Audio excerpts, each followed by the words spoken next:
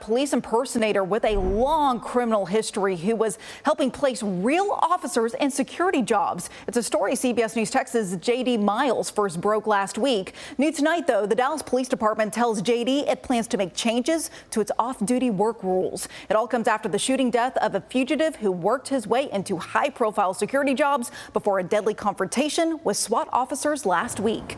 J.D. joins us live with the very latest on the investigation into Diamond Robinson. And J.D., what have you learned? Amelia, we learned today that Dallas police detectives are going through the computer of Diamond Robinson to piece together how he was able to hide not only his criminal past, but also even go so far as to find a way to fake his way into the world of law enforcement. Mugshots over an 8-year period for stealing cars, forging checks, and running scams didn't stop Diamond Robinson from building trust and respect after creating a new identity as Mike King, a business owner and high-profile bodyguard to Congresswoman Jasmine Crockett. Don't reach! Don't do it! Don't do it!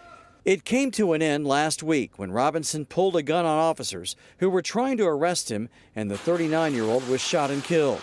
As authorities now dig into Robinson's security business called Off-Duty Police Services, DPD has discovered he had more than one. Now, what I can tell you is he did have 2 accounts on the platform, one as an officer and one as an external organizer, which that person is, that gets extra jobs and coordinates, basically an external coordinator. A DPD spokesperson says Robinson promoted his business on a legitimate off-duty job sharing site called Roll Call, based in Irving.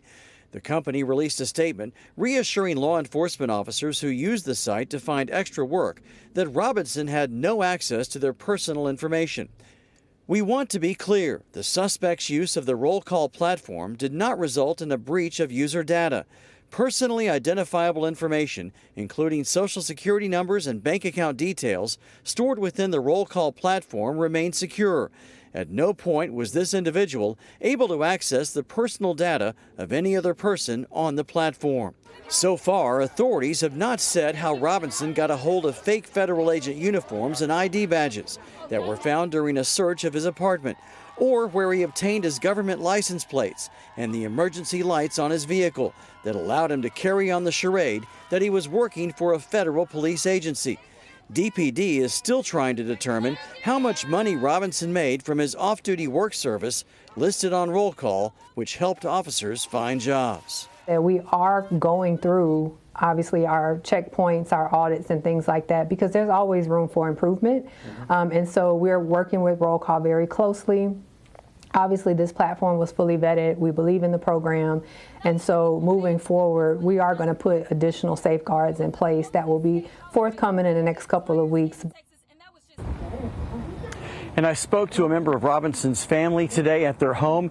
They declined comment, but told me they may issue a statement or speak out in the coming days. J.D. Miles, CBS News, Texas.